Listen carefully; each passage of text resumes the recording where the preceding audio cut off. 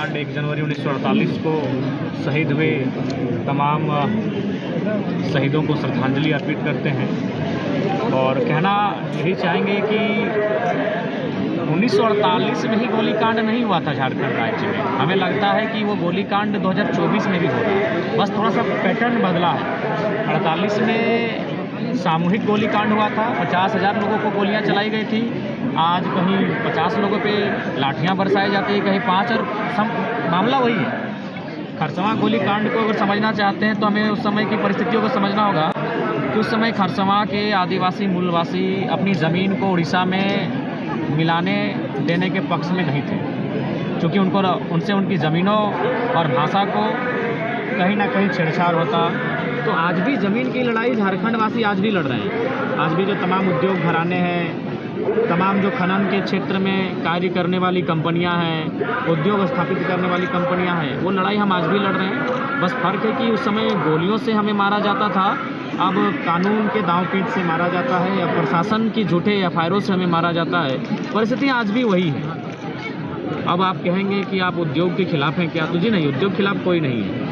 हमने जो कपड़ा पहना है वो उद्योग के कारण है, हमारे हाथ में जो मोबाइल है वो किसी न किसी कल कारखाना में तैयार हुआ है। हमारा बस यही एक मांग है कि जो लोग रैयत अपनी ज़मीन देते हैं, जो ज़मीन देकर विस्थापित हो जाते हैं, उनको पीढ़ी दर पीढ़ी नौकरी मिलना चाहिए। इसलिए मिलना चाहिए कि वो ज़मीन उनके पिताजी करते थे, पिताजी से पहले दादाजी करते थे, दादाजी से पहले दादाजी करते थे। तो उस ज़मीन को जब हम उद्योग को दे रहे हैं, उद्योग के घरानों को दे रहे हैं, तो एक नियम ये होना चाहिए कि जब तक वो उद्योग वहाँ खड़ा रहेगा, चाहे वो टाटा रहे, टिस्को रहे या BCCL रहे, CCL रहे या कोई कंपनी रहे, जब तक वहाँ उद्योग का और कंपनी का कार्य होगा, तब तक 3rd और 4th ग्रेड की नौकरी ज़मीन देने वाले रैयत परिवार को मिलना चाहिए। हमें लगता है 1% भी अगर पूरा हुआ हो तो खरसवां गोलीकांड बिल्कुल वो सपना आज भी अधूरा है जिस उम्मीद के साथ झारखंड के लोगों ने शहादत दिया है।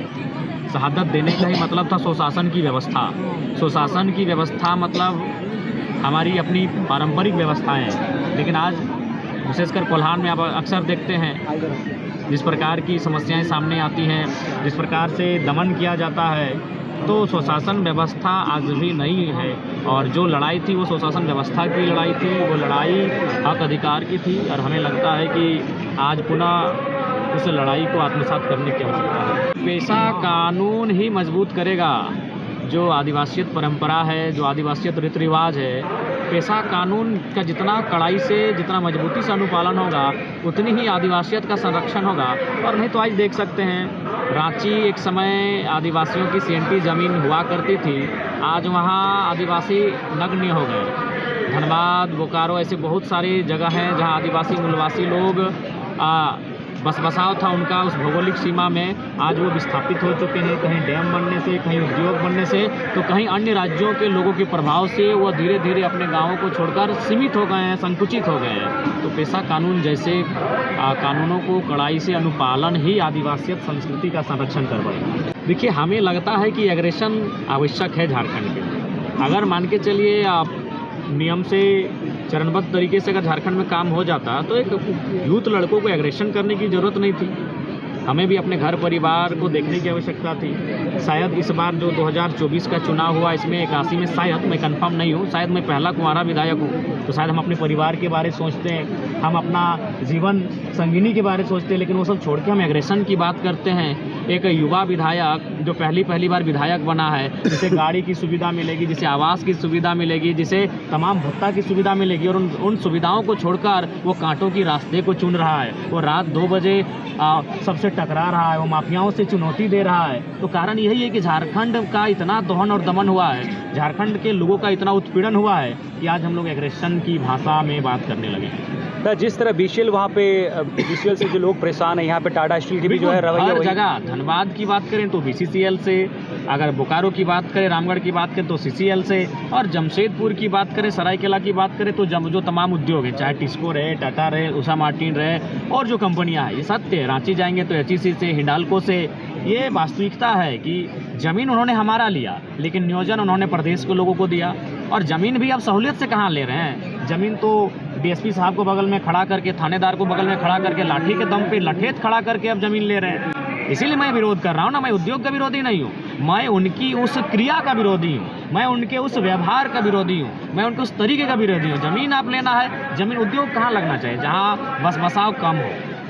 अभी देखिए जादूगोड़ा का मामला, 7 गांवों की सर्वे रिपोर्ट क्या कहती है कि जो वहाँ यूरेनियम का खनन होता है उसके रेडिएशन से मानव जीवन में इतना प्रभाव पड़ा है कि 47% यानी 100 में 47 महिलाएं माँ नहीं बन सकती।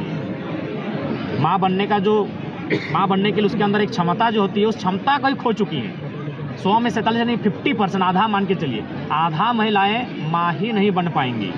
और एक महिला जो माँ बनी थी, कोई आदिवासी महिला है, नाम उसका एग्जैक्ट याद नहीं आ रहा, 6 बच्चे उसका मुर्दा पैदा हुए। तो मेरा कहना है कि उद्योग कहाँ लगे, उद्योग वहाँ लगे जहाँ मानव जीवन प्रभावित ना हो, जहाँ पर्यावरण प्रभावित ना हो, जहाँ वन्य जीव प्रभावित ना हो। उद्योग किसी लगाए ना, किसी बंजर भूमि में लगाइए। मानव जीवन को प्रभावित करके, पर्यावरण को प्रभावित करके कौन सा मुनाफा आप कमाएंगे, कौन सा इसीलिए उद्योग का कोई विरोधी नहीं, उनका जो व्यवहार है झारखंडियों के साथ उस व्यवहार का विरोधी है। राम जी, नया साल आ गया है, किस तरह से आगे अपनी पार्टी को लेकर अपने काम किस तरह से करिएगा, क्या देखिए हम लोग नितांत अपने कर्मों पे फोकस करेंगे। अगर हमारा कर्म सार्थक रहेगा तो लोग जुड़ेंगे। हम लोग वो ये कैंप माने बाकी लोग राजनीतिक पार्टियों की तरह जिस प्रकार लोग जोड़ते हैं उस व्यवहार से हम लोग नहीं जोड़ेंगे।